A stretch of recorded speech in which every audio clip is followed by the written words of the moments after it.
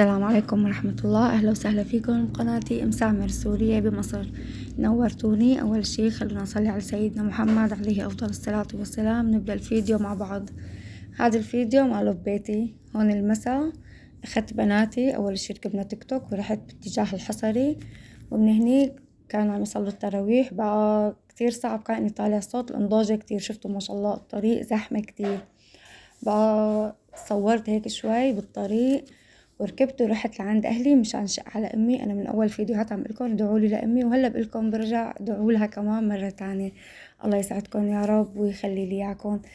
هذا الطريق عم صور لكم اياه. بقى بالطريق شفتوا انا بين بيتي لبيت اهلي في مسافه طويله، فبالطريق الحمد لله رب العالمين. والله مو رياء بس تشجيع لكم. اخذت معي المصحف وقرأت، يعني الحمد لله قريب الجزء او اكثر من جزء قرأت بالطريق بين ما وصلت. وبنتي الصغيرة كمان فتحت جوالها وقعدت قرأت كمان. الحمد لله رب العالمين. الطفل مثل ما بتعلميه مثل ما بتعملي قدامه بيتعلم منك وبيتعود.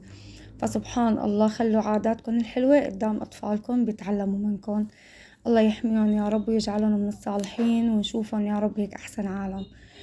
وهلأ يا صبايا بدي لكم هذا الفيديو رحت فيه لعند أهلي. وصلت المساء. بقى بتعرفوا المساء يعني قعدنا وهيك تسلينا انبسطنا كتير. تاني يوم بقى بالنهار حبيت أعمل لهم أكلات حلو شاركتكم إياها. سويت لهم هلأ لكم نحن بسوريا كنا نقول لها فطاير، هون عم يقولوا لها اللهم صل على شعيبيات. يمكن شعيبيات محشية قشطة، بس أنا ما حشيتها قشطة. أنا طبخت الحليب مع السميد وحشيتها فيه. جبت ورق الكلاج أو ورق الأوزي، يعني حسب أهل سوريا ورق أوزي، وبمصر ورق الكلاج. هلا قبل ما بكمل لكم الحكي، هون مرقت على محل ابني قلت لكم بيشتغل شاورما، فمرقنا لعنده المساء وكان عم يلف سندويش الشاورما. قلت له بدي صورك انت وعم تشتغل. الله يحميه يا رب. ادعوا له يا صبايا هيك الله يحمي لي اياه ويخلي لي اياه. ايه بقى شفته هون وكملت لعند اهلي. ساوينا مثل ما عملتلكم اكلات حلو. هلا رح شارككم فيها ان شاء الله تعجبكم. هلا لكم ورق الاوزي. انا شو اسمه مثلا هو بعد هلا هون اول شي طريقة الحليب. هي عمل لكم حليب وسميد كاستين. هلا كل كاسة سميد بدها كاستين حليب. لا تحطوا سكر ابدا، ما بدها سكر. بحركهم حتى يجمدوا. بس جمدوا خلص بحط ورق الأوزي وبصير أنا هلأ أنا الربطة اللي عندي طلعت نص كيلو. نص كيلو طلعت حوالي 20 طبقة. 20 طبقة قسمتهم على 3 قطع على 3، يعني تقريبا كل وحدة أخدت شي 7 طبقات. كل طبقتين ادهنهم سمنة وحطهم فوق بعض هيك ليصيروا 7 طبقات. بس صاروا 7 طبقات. انا نسيت صوركم هلا شايفين هيك مديتها. بس صاروا 7 طبقات. من طرفها هذا الجزء الاولاني حطيت السميد، بعدين لفيتها. شايفين انا بس التصوير راح علي انه وقت حطيت السميد. حطيت السميد هيك بطرفها بشكل مستطيل، وبعدين لفيتها بهذا الشكل. عرفتوا علي؟ برمتها برم لصارت هيك. وقطعتها حطيتهم هدول 3 ربطة واحدة. هي ما دخلها، هي من ربطة تانية. بقى بعدين قطعتها هيك على شكل مثلثات وشويتها بالفرن. على كمان الغاز ده يكون خفيف كتير. بس شويتها طلعتها من الفرن أكلت تقريبا حسب فرن أهلي قريب الساعة. أما أنا فرني بتحمل نص ساعة لأن فرني أحمر. بقى أغلت معنا ساعة شوي بس على النايس كتير كتير، يعني النار خفيفة كتير.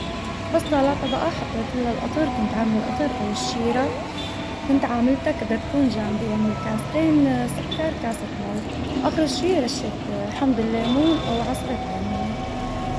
ساويتها وأكلناها المساء مع فنجان القهوة.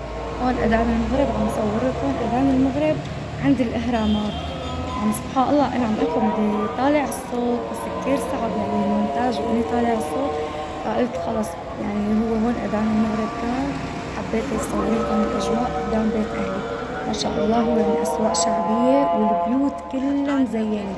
كيف ما بتطلعوا البرندات كلها مزينة، الشوارع مزينة، المحلات مزينة. يعني صراحة بمصر رمضان بجنن. يعني أنا عم أقولها. هلا بسوريا إيه كان حلو بس ما كان عنا هالشي. هلا هون لا، شلون ما بتمشي بتلاقي الزينة، الإضاءة، الاحتفالات، أصوات التكبيرات. يعني سبحان الله. هاي الفطور الحمد لله الله يجبر بخاطرهم يا رب. طبخوا ما شاء الله. ساووا فاصوليا عيش خانم أو فاصوليا عريضة وسلقوا فروج ورز وملوخية وعملوا تسقية.